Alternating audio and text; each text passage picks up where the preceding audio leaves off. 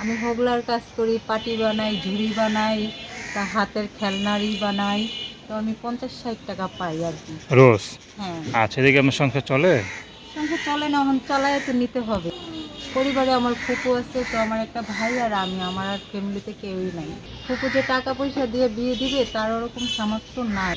এই জন্য ইউটিউবের সামনে আসছি, ভালো একটা মানুষ যদি পাই তার কাছে বিয়ে বইয়ে পড়ি। আমার বয়স চেহারা দেখে কোনো লাভ নাই। আসসালামু আলাইকুম দর্শক, আপনাদের প্রীতীয় শুভেচ্ছা জানিয়ে শুরু করছে আমাদের আজকের প্রতিবেদন। তো দর্শক, দেখতেই পাচ্ছেন আমাদের সামনে এক আপু দাঁড়িয়ে আছে। আমরা তার গল্পটা শুনবো, জানবো আপু কেন আমাদের ইউটিউবের মধ্যে আসলেন, তিনি কি বলতে চান। আপু আসসালামু আলাইকুম, ওয়ালাইকুম আসসালাম। কেমন আছেন? ভালো নাই ভাইয়া। নাম কি আপনার? মিতু। মিতু, খুব সুন্দর নাম। নাম তো সুন্দর, দেখতে কি সুন্দর নাকি কালো কোনটা? আসি মোটামুটি ভাইয়া। কি বলে মানুষ দেখে, কি বলে আপনারে? কি বলে, ঘর তো আসেই, বিয়ের ঘর আসে, তো মা নাই বাবা নাই, একটা ভাই আর আমি আছি, আমার ফুপুর কাছে থাকি। আচ্ছা, বাবা কেউ না, বাবা মা কেউ নাই? না। আচ্ছা আচ্ছা, তো বিষয়ে ঘর টর আসে না?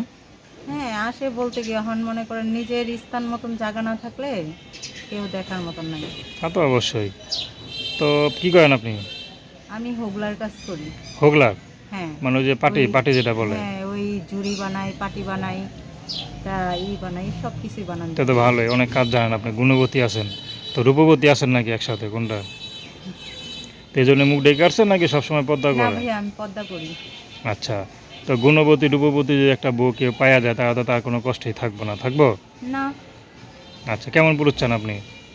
আমার কাছে কেমন পুরুষ, যেমন ধরেন যে আমাকে ভালোবেসে আগলে রাখতে পারবে, সব সময় কাছে রাখতে পারবে ভালোবাসা দিয়ে, আমি সেরকম একটা মানুষ চাই। তো কেউ যেন খারাপ মন্তব্য না করে। আচ্ছা, প্রেম ভালোবাসা করছেন নাকি কখনো? না ভাইয়া, করি নাই তো, মা নাই বাবা নাই, এখন চলবো কিভাবে, তাই একটা মানুষ চাচ্ছি আমি। আচ্ছা, কেমন মানুষ চান?